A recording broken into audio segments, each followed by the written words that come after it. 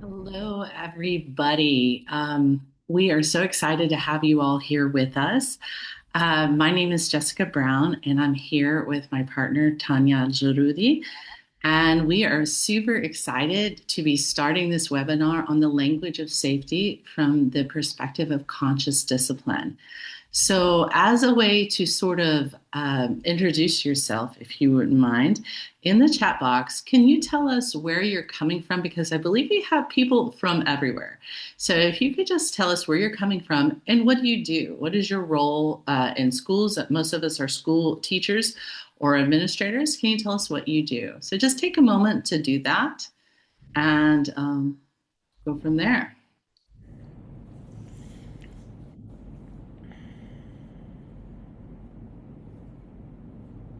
We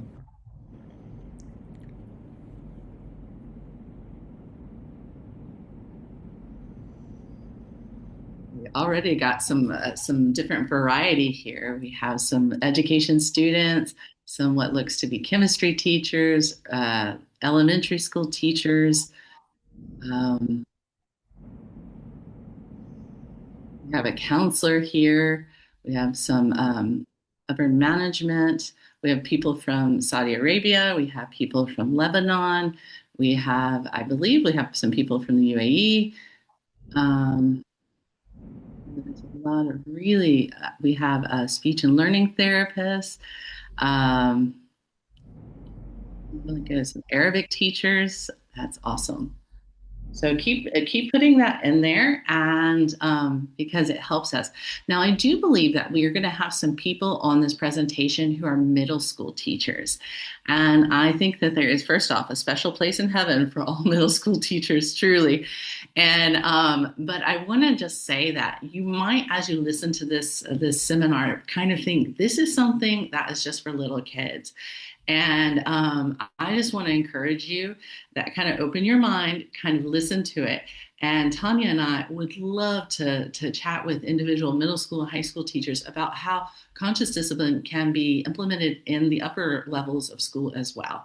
So we're super excited to have all of you. And let me just tell you a little bit about what we're going to be doing today. We'll start out with a quick speaker intro, what qualifies Tanya and I to have any conversation about conscious discipline, a little bit of an intro to conscious discipline, and that is, it is very much an intro. Conscious discipline is a very wide topic that we've gotten a lot of training under or over, but we're still learning something new every single day. We're going to talk about what is an SEL school, what is a social emotional school, and basically talking about from the experience of Makers International School in Riyadh and how they were able to implement conscious discipline with complete fidelity throughout their campus. We're going to give you some tips on how to implement conscious discipline, and then we're going to talk a lot about the brain state model. And the brain state model is the foundation of conscious discipline. And I know some of you have some background in CD, and so you know about the brain states. But like I said, with everything in conscious discipline, you have something to learn every single time you listen to it. Then we'll have a short time for Q&A. And at the end, we're going to be talking about we'll be sharing with you some resources that we have and a Padlet with more resources and some really excited news about what SAWA, the organization that we've created to bring this to Lebanon and the Middle East, can offer to you and what's coming up in the future. So, a little bit about me. My name is Jessica Brown. I'm currently serving as the ACS elementary school principal, and I have been in this role. I came to Lebanon in 2019. I had actually left Kuwait. I was an elementary school deputy principal and a head of school there. And after that, I swore I would never go back into administration. And so I came here to teach in our Reggio Emilia program. And then after the blast, they needed a principal. And so I stepped into the role, and I've been here for the past 6 years. A fun fact about me, in my 40s, I've discovered the love of ballet, and I've been taking ballet lessons for the past semester, and it's really been a lot of fun. Most of the people who know me know that I am always talking about ballet. And these are some of the conscious discipline trainings that I've been to. And like I said, I go every single time, and every single time I learn something new and inspired to to train my teachers and to change myself to be able to better serve our students. And now on to Tanya. Hi, everybody. Thank you for joining. My name is Tanya Al-Jarudi, and I'm super excited to be here today with Jessica. I also share a love of going to conscious discipline workshops, and here is my resume of conscious discipline. We just keep wanting to go back, and I think me and Jessica have trained in conscious discipline. We've gone to the trainings in America with Dr. Becky Bailey, with Jill Moley, with the master trainers. And every time we come back, we just always want more. And we've seen how it really changes our school. And funny enough, my journey in conscious discipline didn't start with me thinking that this would be my route. I'm a designer. I'm an industrial designer. I studied at Parsons. My thesis project was about creating playgrounds for underserved communities in order for children to heal through play. And, that was 2016. And then when I was designing, I thought to myself, I'm designing for children, but I know nothing about their brain. And then I was like, oh, let me go visit my mom in Saudi Arabia who has a school. And I started off as the art teacher. For the first year, I taught pre-K all the way to sixth grade at that point. I really went in deep to the deep end of teaching. And then I created the Makerspace program, and I'm currently Director of Innovation at MLS. However, my journey of conscious discipline started in that art room. I connected with students that in other classes were called were the misbehaving students, and I think it came naturally to me because a lot happened in my childhood. And so, through my personal journey and through just learning conscious discipline, I see so much continual growth internally with myself, and also for the school community. And one big thing that happened in my life recently is I became a mom. And I became a mom after doing all of this conscious discipline training. So you would think that I would be like, oh, I'm so ready to be a mom. I know exactly what to say to my child. I know exactly what to do with my child. And, it definitely took me back to my survival state a little bit. And even if I knew what to do, I wasn't able to access those skills. And this is why we're starting with the language of safety, because even if you know the content, if you're stuck in survival for any reason, personal reasons that might happen, then you're not able to access these skills. So I hope that kind of is a glimpse of who I am and why I'm very passionate about conscious discipline. And together, I am an alumni of ACS. So this is very dear to my heart. I was in ACS from 8th grade and I graduated in 2010, so class of 2010.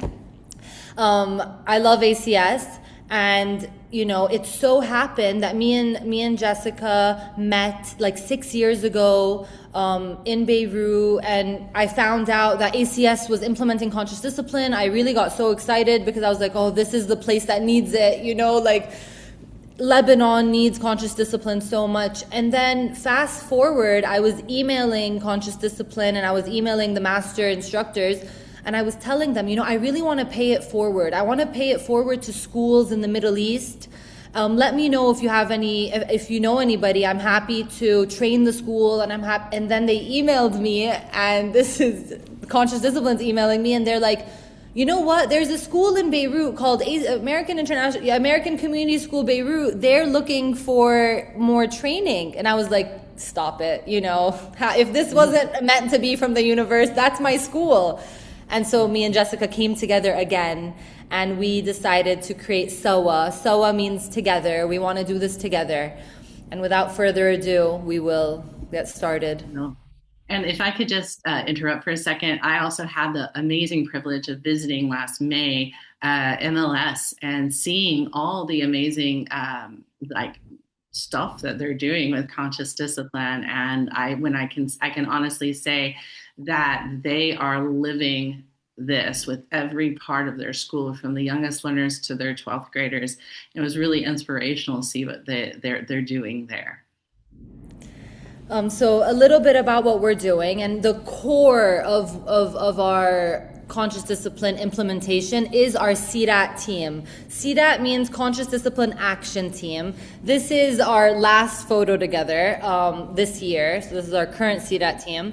And we are a group of educators that it started off as a book club, right? So it really, we put in the extra hours to learn about conscious discipline. And this is the book that we read together. It's called Building Resilient Classrooms. And we took a whole year to deep dive into the book. This was around like 9 years ago. But we actually implemented conscious discipline around 15 years ago, but we started getting deeper because the implementation process is not linear.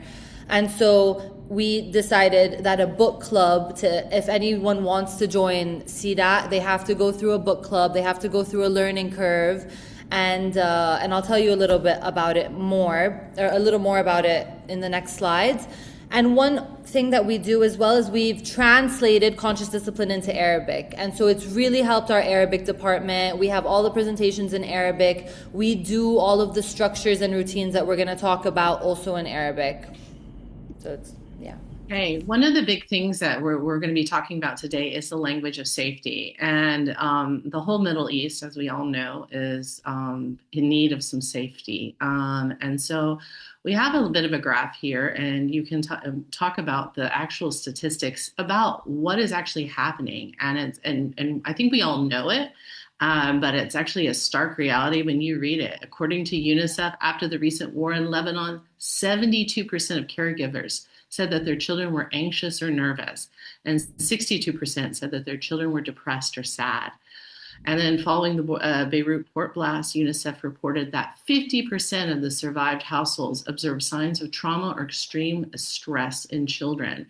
And what the whole foundation of all this is developing this language of safety, and us as adults, how we're going to respond to what is physically not a safe environment, and how we can help our students to get through that. So this is the purpose of what we're going to be talking about today. So this is Dr. Becky Bailey, my guru, and she's the founder of Conscious Discipline. And one of her quotes is, "How we respond to the behavior of the children we serve is the greatest social emotional lesson we will ever teach." So what I love about this quote is that it's not about curriculum. It's not about teaching them a lesson of social emotional lesson. It's really about modeling what you do, or like modeling to the child in different situations, in hard situations, the skills of composure and power of unity and power of love, and showing them all of this through your actions. And conscious discipline is adult first, child second, and we will talk about that. But this is really, it starts with the adults in the room. So here's an iceberg, and this iceberg basically shows that the behavior is just the top of the iceberg, right? There's so much going on underneath. And I'm going to give you a personal story a little bit. When I was in ACS, I moved to ACS because my parents were divorced, and I moved with my dad to Lebanon. And, you know, I was in 8th grade. I was a really happy girl, you know, like very social. But however, I did misbehave, right? I was sent to the principal's office.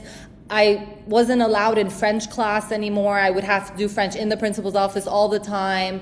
And it seemed, now looking back, I was definitely like seeking attention, you know? So there was attention-seeking behaviors. I would love to be the class clown, people laughing at me. Like, there was me seeking attention. And for me, that's all fun and games, right? For my teachers, that's a little bit annoying, right? They just want to get me out of the class.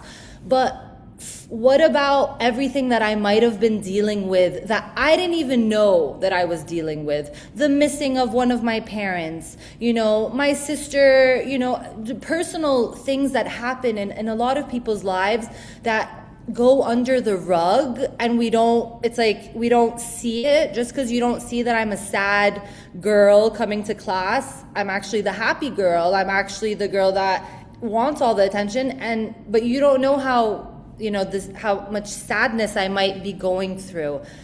And so the internal state, it's conscious and unconscious beliefs and things that happen that might be under the surface, that it poses a question. So when you see a behavior in your classroom, can you pause and be like, what is going on underneath this behavior? So can you shift your perception from seeing a misbehaving child to asking yourself a question like, hey, what does this child need right now? Is there something going on that I can be curious about and change my perception of, instead of labeling that child? And children do not need to talk about trauma for us to see it, because they themselves might not even know what it is. It takes reflection when you're older sometimes, and sometimes it's very obvious. At the same time, it could be very obvious that this child is definitely going through anxiety, panic attacks. And so it's our job to understand that and go deeper to understand what could be really going on and how to heal that. And we need to be able to heal that. So in schools, right, we think about conscious discipline as the soil, and we think about our relationships and our connections and all of that as the soil that's going to be able to allow children to flourish. And the way, if you think about most traditional schools, especially in the past, right, the structure of the rewards and punishment. You do what the teacher tells you to do. If you don't, you either get kicked out, you get a sticker removed, and the perception of these misbehaving students, there's no leeway for them. When a school with nurturing soil, with understanding, with deep connection, because the connection is the root of everything. We cannot grow and flourish without connection. You cannot actually leave your survival state without a form of connection. So, and teaching the skills of composure and foundation of breath work, right? This is all the type of schools and classrooms that we need. And so here's a framework. Conscious discipline is a very comprehensive program that each one of these sections takes honestly a lot of time to fully understand and grasp. However, it's like we mentioned, it's a journey, and it's such an exciting one. The more you practice the skill, the more you understand, the more you practice, everything that you're going to learn, it starts to integrate, and it also integrates your brain, but also, and so conscious discipline does start off with the brain state model as the base of everything. And when we talk about the brain, it is understanding the different states, which we will talk about. And then on top of that, over here is the 7 powers for conscious adults. And I just want you to notice that it does start off with adults. It doesn't start off with, what are we going to do for our children, right? It's so internal that it makes us shift the focus from the children and the class that's misbehaving to us, because we need to fully integrate it within ourselves. And here it says you cannot teach what you don't know. If a teacher cannot compose themselves, nobody can compose themselves. If a parent can't compose themselves, it's going to be very hard for the children to understand how to compose themselves. And then the school family, right? And what that means, and building connections through a culture of compassion, and really building a school family through different structures and rituals. And then it's the 7 skills of discipline and the skills that you're going to teach the children. But if you don't have the background and the power of it, the 7 powers of the conscious adult, if you don't understand those powers, it's hard for you to teach a skill because it really needs to be integrated. And hopefully the top is success. And honestly, through our journey at MLS, I've witnessed success. I can, to a safe degree, say that we've been successful in this. And sometimes we have to always go back to the bottom of the pyramid to start and be like, what's wrong with our soil again? Something's off. How can we fix it? So it's a constant revision. So just to be super clear, conscious discipline is not a lesson plan. It is not a series of curriculum. It is not a book that we give our teachers and we tell them implement it. It's definitely not reward and punishment based system. And it's not always an easy adjustment for adults. It takes a lot of courage. It takes a lot of understanding of who you are as an adult and your journey. And so what it is, it's a mind shift, and it's really a transformational change that comes from within. And adults are given the opportunity to think differently about behavior and discipline.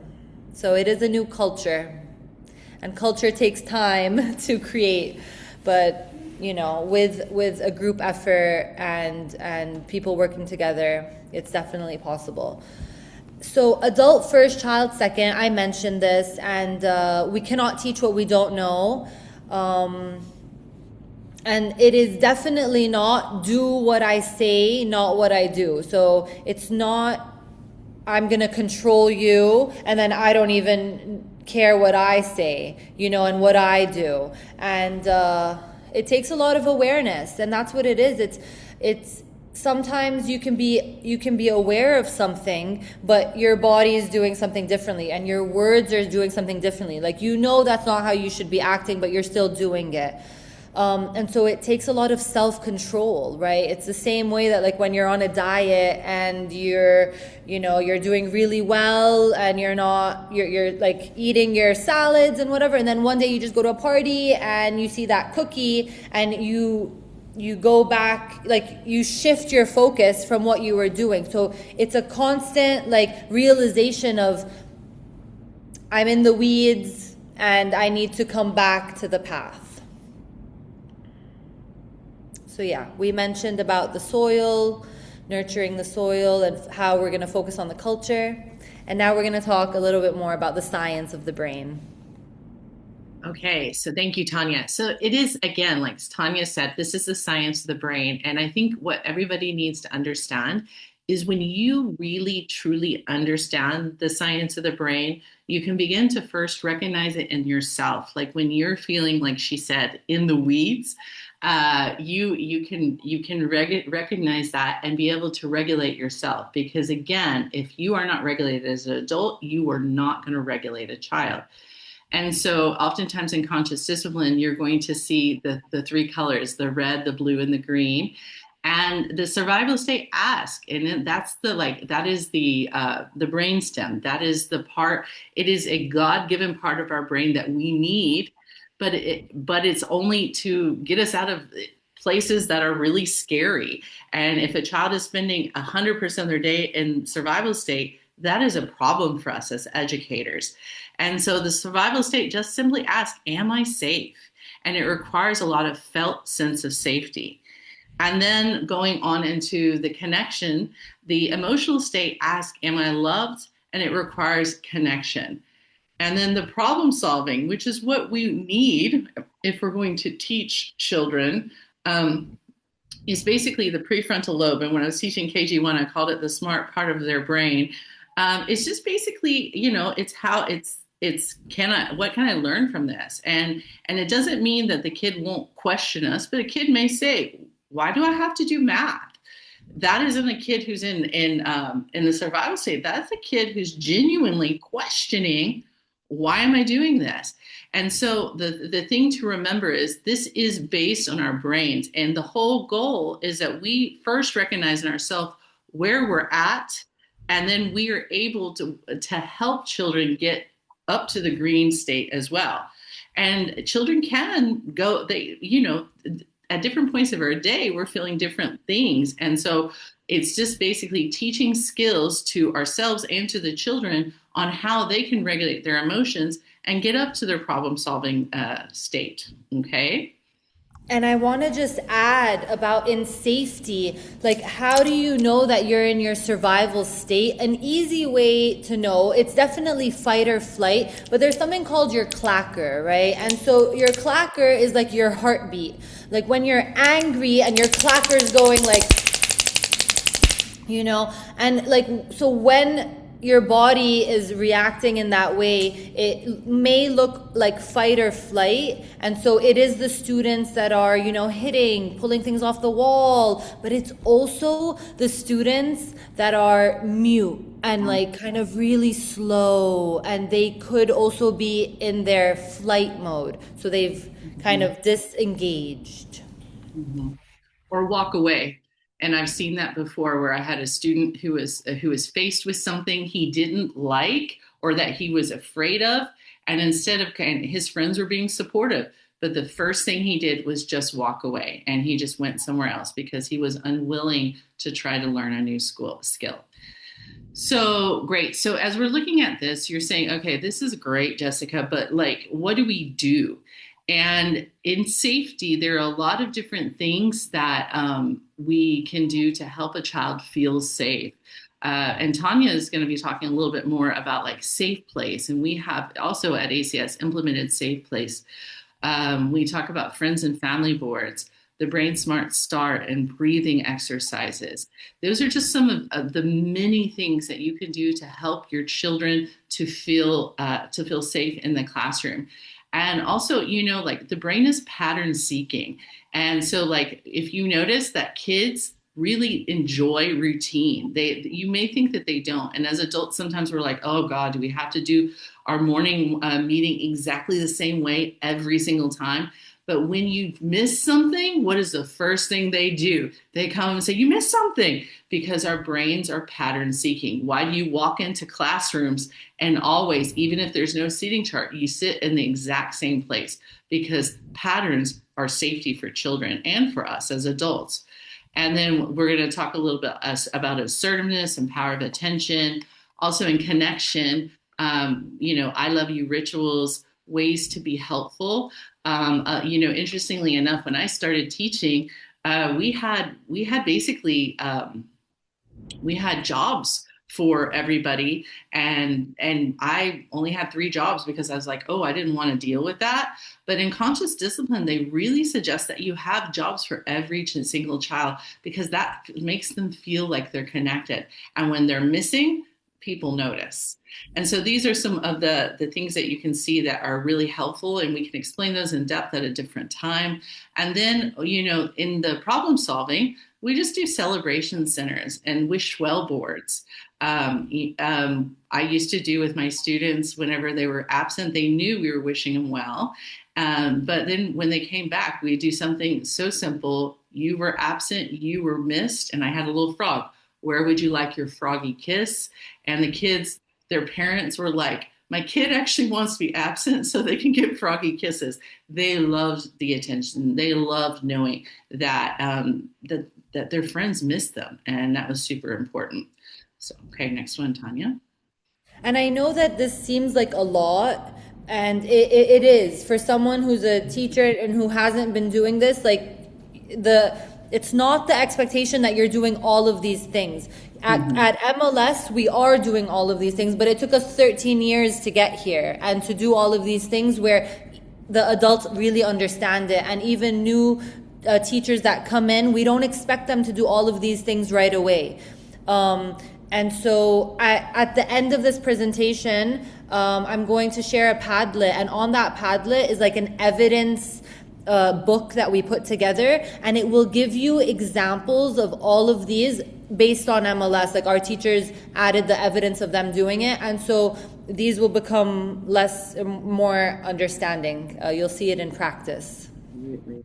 And like I always tell my teachers, you do 1 or 2 things. You start out focus on 1 or 2 things a year, and you will start to want to do more and more. Yeah. And just I'll speak about, and just to also to let you know, this is listed, right? In reality, you need to think about it as like a journey. Like when they walk into school, every day there's 3 people standing there with the conscious discipline, how would you like to be greeted today? And everybody walking in from toddlers all the way to 12th grade, because this year's our first graduating 12th grade class, is being greeted, and we can tell just from the way that they enter, we're forming a connection, but we can also tell the students that don't seem quite themselves this morning, and we just kind of watch out for that. This is before they even step into the classroom.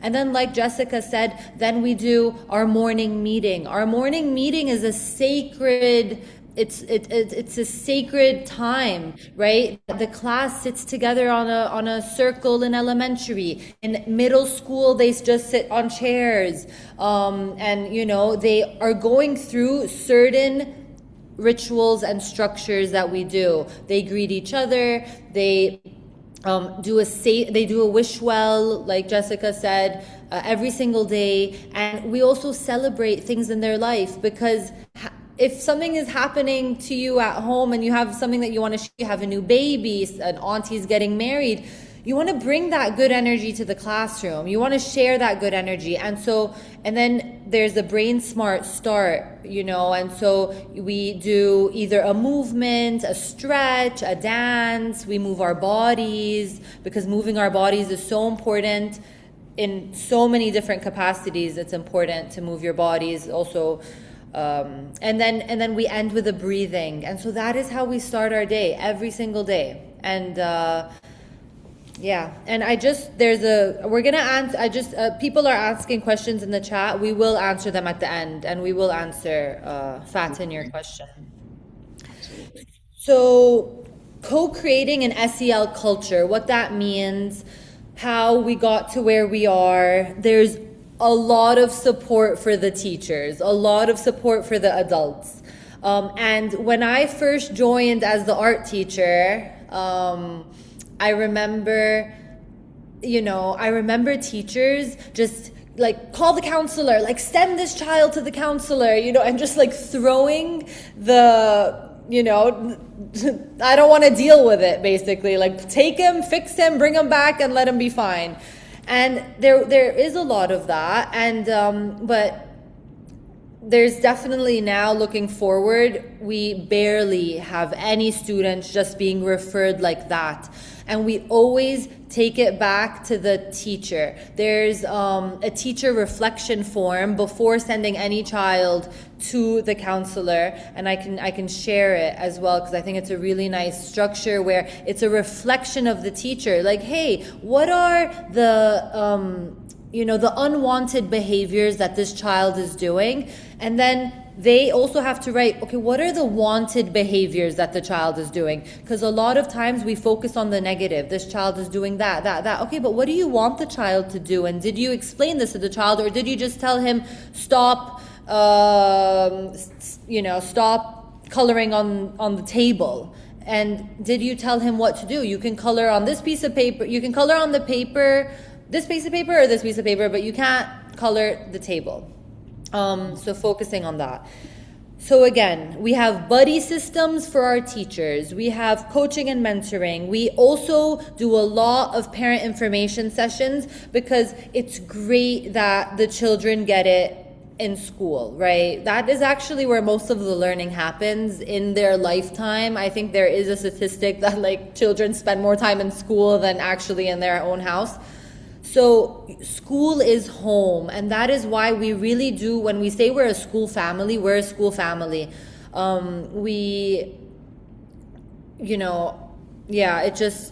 It's so important to really have an authentic view of what a school family is. We do have our conscious discipline action team. These are the teachers that create whole school initiatives, whole school implementations. We also pay it forward. They're the ones doing the parent information sessions. Starting a Brain Smart Start, even with adults. Like in every professional development, we're doing the same thing. We're wishing well, we're doing celebrations. There's a shared language that we use in our school, adults and with the students. We do assemblies, teacher and student led. So students are getting mini lessons in their assemblies as well. We've also had conscious discipline classes, but now we're a PYP school, so we've actually integrated it into the curriculum. So it's really integrated that they are actually doing lessons that match their theme and their topic that they're doing in class.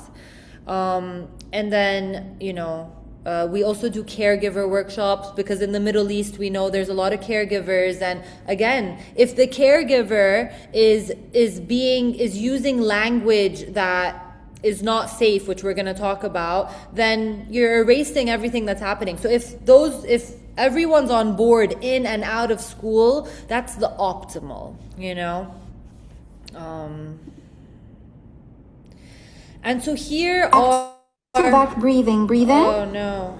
Okay, actually it's not. Oh no, here.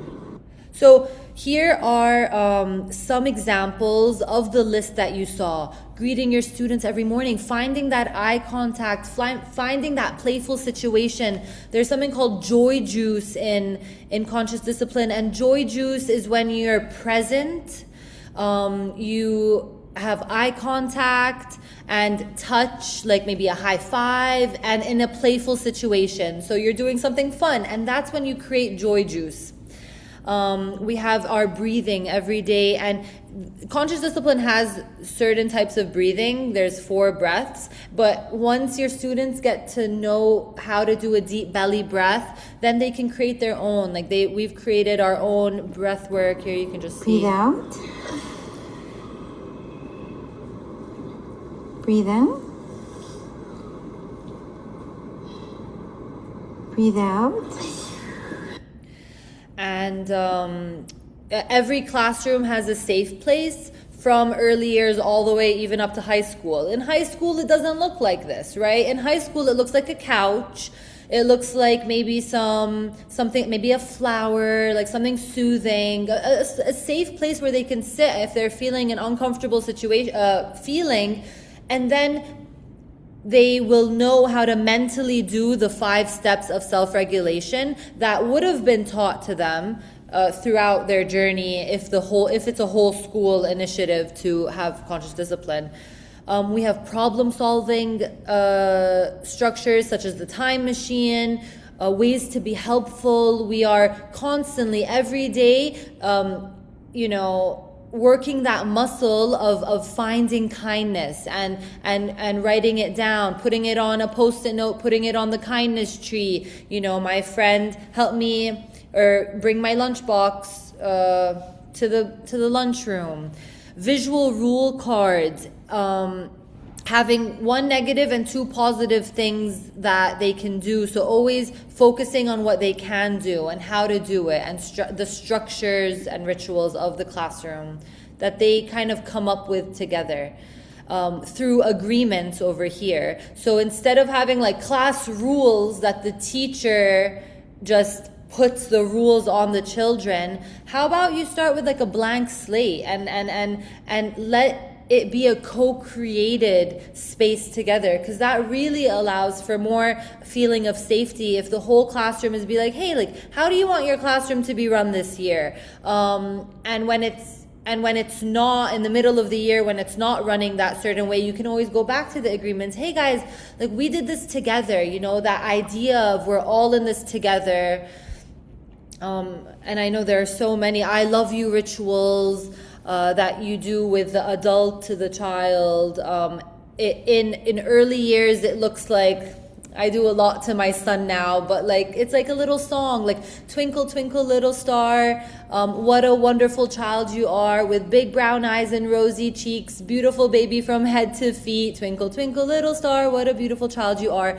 And my eyes are looking at him, I'm present, I'm calm, and then guess what? At the end of all of that, he laughs, and that's his joy juice, and that's our moment, like that's our connection that I know he feels safe and connected. It's because I took that 2 minutes of my time to get down to his level and really give so much eye contact, so much, just send my love and energy to him, and they feel that. Same with high schoolers, right? It doesn't look like that. We're not going to sing a song to them, but hey, how about like that high five that we're going to do together? Maybe we have like a certain just greeting that we just say, just to make them feel really connected.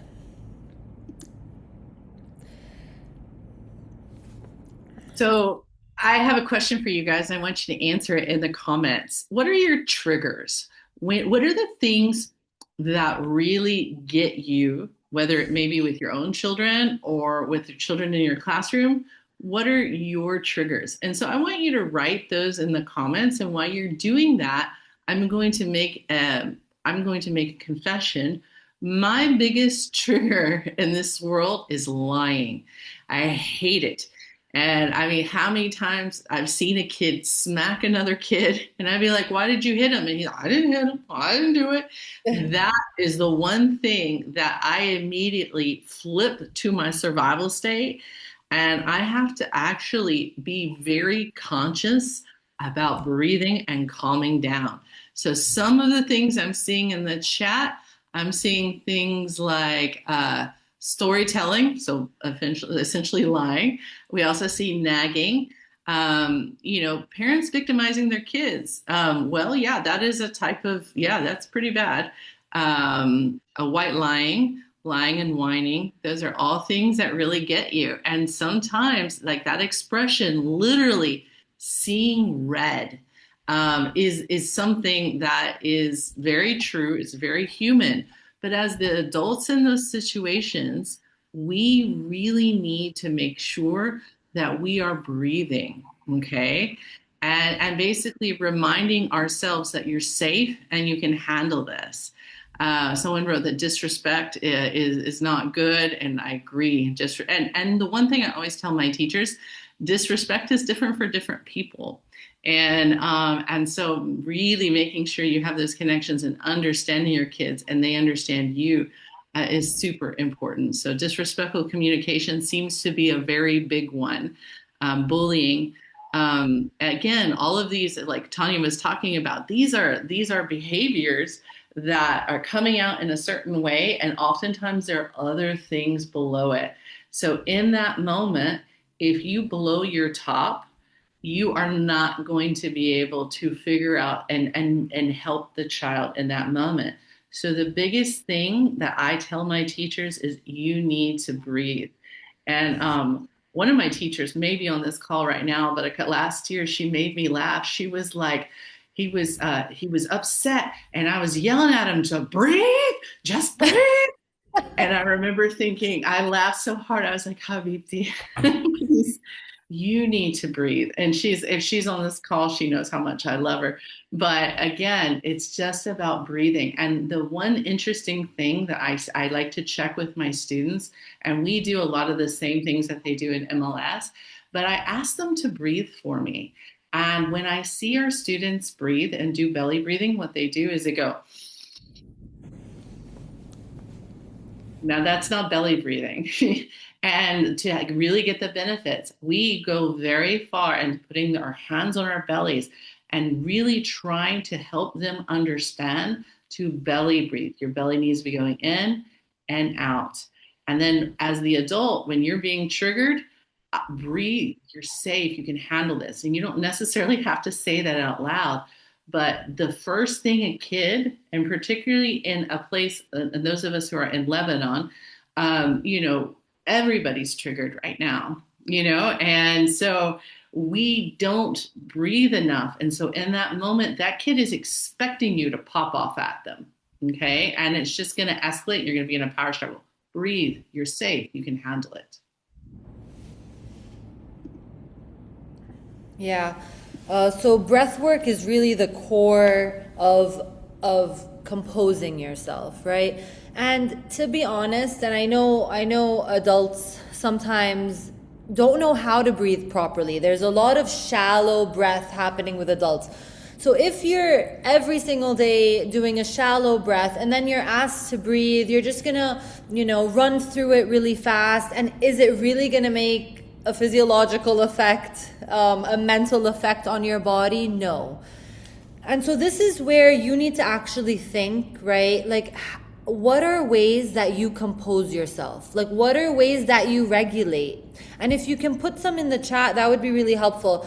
Because I'm also a yoga instructor, I'm a breathwork instructor, and, it takes a lot of conscious also breath and movement of your body to release. So when you're triggered, what do? Do you go for a run? Do you smoke a cigarette? Do you, what else could you do? Smell a flower, blow a candle. That is what you should do. Thank you, Layla. So yes, actually, let's do that one. It's one of my child's favorite one as well.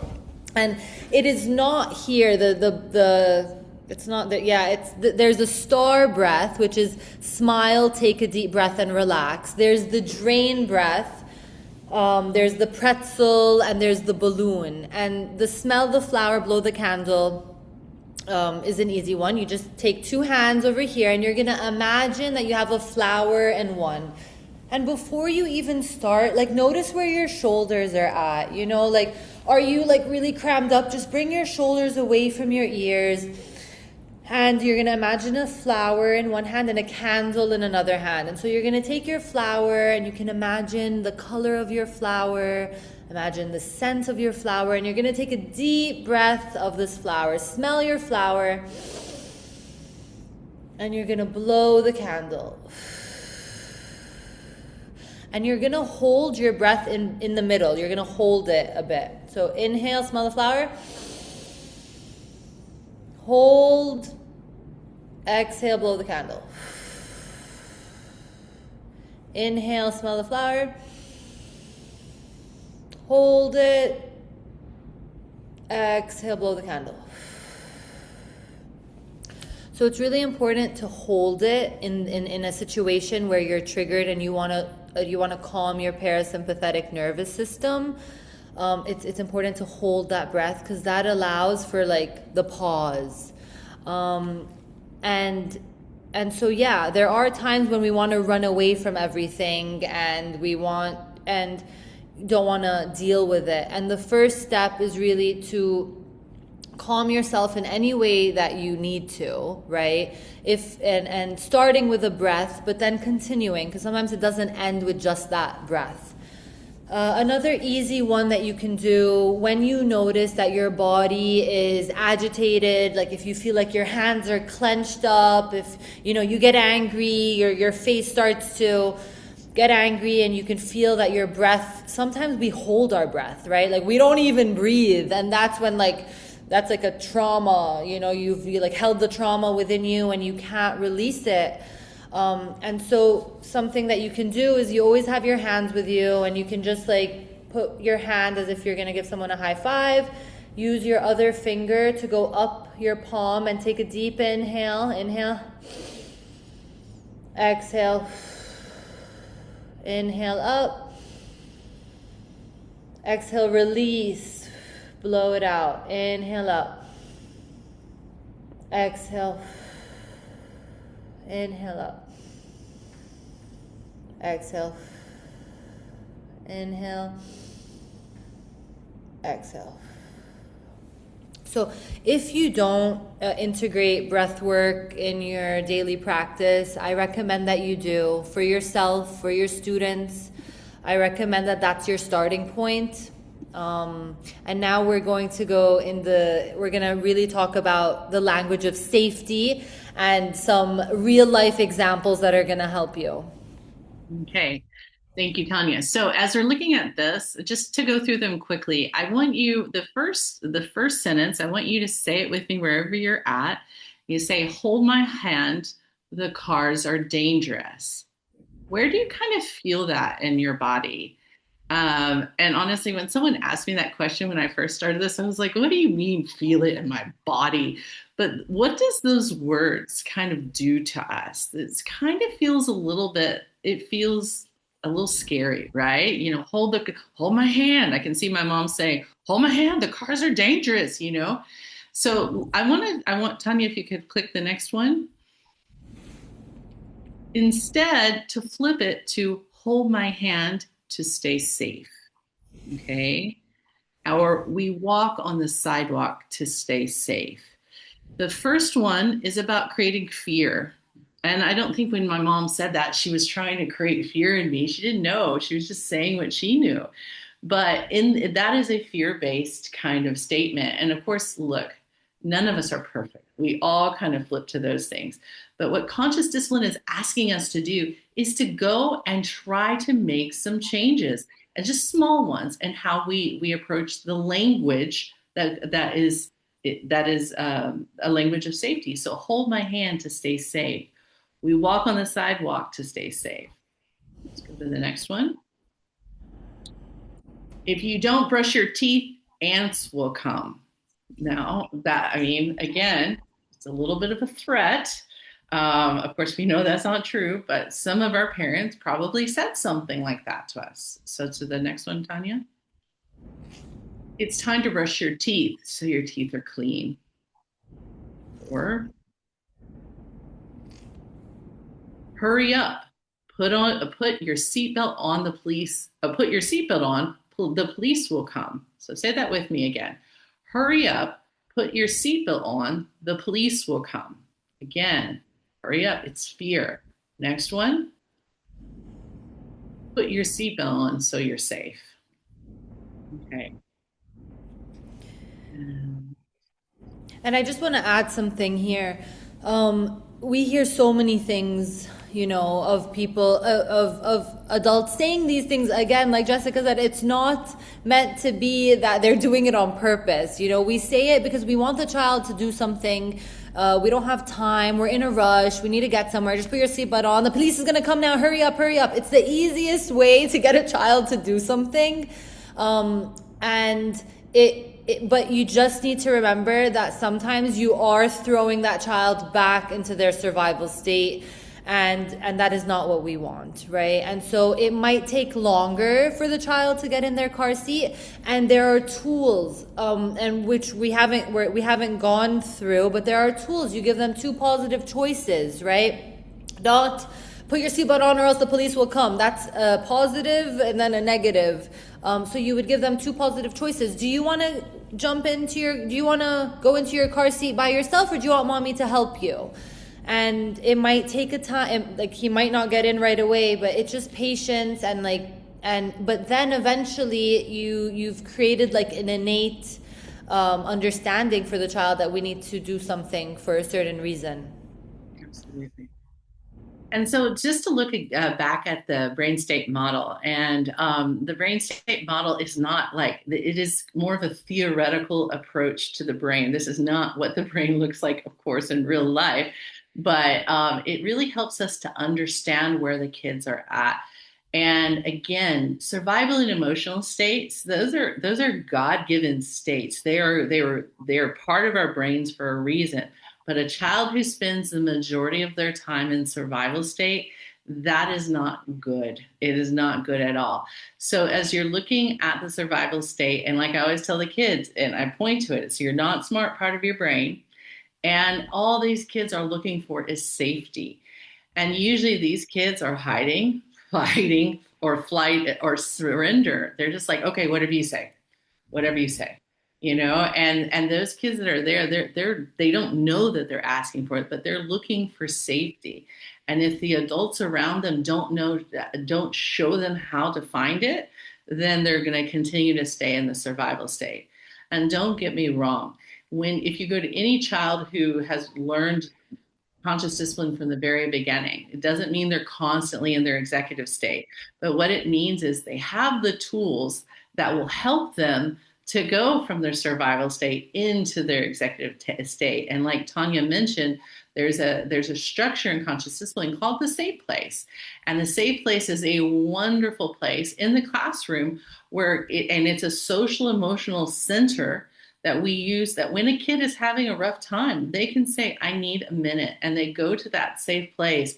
And what do? We encourage them to do their deep belly breathing. We have fidgets and other things. And it's a place to help them to begin to regulate themselves. As they get older, the safe place, they don't need a specific place. They need the safe places inside themselves. You shouldn't be an adult that is needing a place to go. Although it's not a bad thing, but you shouldn't be that when you're my age, okay? And can we go back to the brains? Oh, and Tanya is giving you 2 examples of the safe place there, which are they have a lot of the conscious discipline products there. That conscious discipline is a company, but it's also a philosophy. And we were talking before that it's really important to understand you don't have to buy all this. There's a lot of free resources on their website. And like my first year, I made every single thing in my classroom. So it is very, very possible. So if you can go back to the brain state model, Tanya. And then if we look at the emotional state, again, that child is looking for connection, back talk, sass, yelling, verbal reactions. The message is, and they're asking, am I loved and am I connected?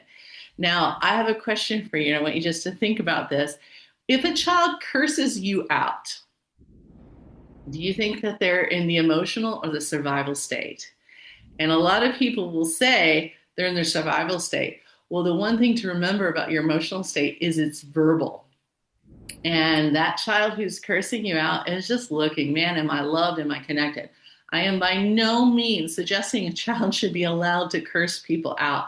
However, we do need to know that what is going on and how we can help them. There should be consequences to those things, but we also should be able to help them to regulate. And in those moments when the child is like that, we as the adults are breathing and trying to talk them through that.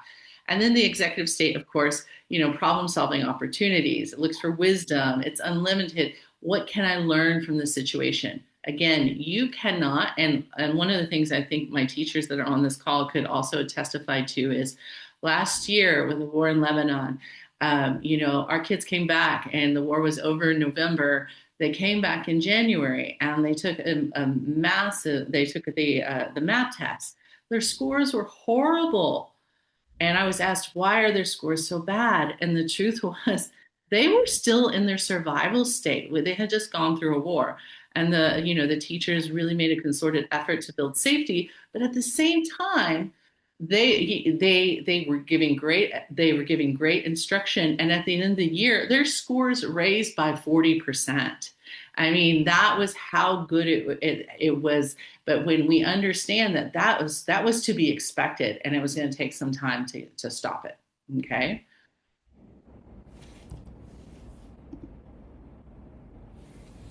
And so one of the things on this slide, again, that question in the survival state, the thing that you need to do when you see a child who's like that is you need to breathe, okay? So you put that child up on your shoulder. When your baby is there, you don't hold it out here and go, breathe, you bring your baby in close because you're their safe place, okay? Now, of course, I'm not suggesting you do that to any of your students, but what I am saying is we need to be a safe place for our students. So we're breathing and we're wishing them well. And we're noticing that there is a problem. And I acknowledge, I see teachers every day dealing with 12,000 things an hour. And it is hard to do this and slow down. But when we do it enough, kids start doing it on their own and they become brain smart. And so you notice their behavior. You say, that you seem sad. You didn't like that when that happened. And when they feel like they've been seen, they will breathe with you, and then you go into the next state, which is next slide. Okay, which is when we breathe and we talk about the emotional state, and this is where we can maintain our composure. And we have positive intent about the kids, and we encourage the kids to have positive intent. And as adults, we're assertive. With the young ones, we do I love you rituals, and we give choices. And Tanya talked about choices. Now, as a girl who was raised in the 80s, I can honestly tell you my dad's choices were you do it or you're in trouble. That is not positive choices, okay? But we will talk at another webinar about what positive choices are and what we can learn. And the whole goal is to help our kids not have their brains wired for trauma, but instead wired for real like learning and understanding and knowing how they can make the changes into their executive state. And I just also want to say that, you know, the brain state needs a whole, you know, a whole session on its own. These are really just for you to understand the concept, but you know, there's so much that goes into noticing. There's so much language that we give to our teachers, phrases, and it's really a certain language that helps students get to where they need to get, which is their executive state and developing the executive skills that they need. And we would love to continue and do another webinar on it. But we are mindful of time today. You guys took an hour to watch this, and we want to thank you so much. We hope this was helpful. We will stay and do question answer, but please do follow us on Instagram because this is our first webinar. So thank you for joining our first webinar, and we hope to be doing more. Something that we didn't mention is that actually MLS was going to come to Lebanon and do like a 3-day workshop with the ACS teachers there. And we were so excited. We had members of our CDAT team going, and then the war broke out. And this is kind of why it shifted to online, you know, and I love the online space. And these are the free resources to implement conscious discipline. I will be adding more as we go along. I added an implementation guide for teachers as well as, I think, leadership. And these are also all on the website. Just go to consciousdiscipline.com, check out their resources, follow them on Instagram as well. They're always sharing things, and just, you know, just start to practice, start to learn if you don't know. We're gonna stay for some questions. I know that there were, thank you guys, thank you everyone for joining. If you do have any questions and you want to put them in the chat, what we will do is if we, you know, we'll stay and answer for anyone who's here. But if you have any questions and you'd like us to answer them, we can send out an email with the answer. Also, Tanya, can you flip to the last page real quick where we talk about what our next big event will be? Oh, yeah. Way to go. Thanks for, oops. No worries. Yeah. In August 13th, Tanya and I are really excited to be bringing together a lot of conscious discipline instructors and practitioners we're going to be leading an online social emotional day where teachers can sign up. You can listen to their presentations. You can come and go. There'll be presentations for early years. There'll be presentations for middle school. There'll be presentations for administrators and overall. So please do kind of put that on your calendar. If Reem Buzzy is on this call, we're all going to be at your wedding on the 14th. So just be ready. So if anyone has any questions, we can go forward. Okay. Have a great day, everybody. Thank you. Thanks so much. We appreciate you. Bye-bye. Yeah, is Layla still in this call? I want to answer her question about, she said that in an early years classroom setting, we can allocate a safe space under the title Sensory Corner where sensory toys, paper, Play-Doh, slime, stress balls, etc. So the safe place has that already, right? So calling it a safe place and actually using the word safe does so much to your body and your mind by just saying you are safe, you can handle this. The word safe. And so we do have fidget toys, but it would be integrated with in the safe place itself. Calling it a sensory corner, it defeats the purpose a little bit because also it's not, you want them to have that structure of the 5 steps of self-regulation. And we will talk about this more, I would say, in the next session. We could talk a whole day A of whole just the lot, a whole same lot. place and the feeling buddies. So we'll get there. We'll get there. You'll see more of us. All right. So thank you so Thank much, you. everyone. Thank you. Have a great Saturday. Enjoy the rest of your day. Thanks so much.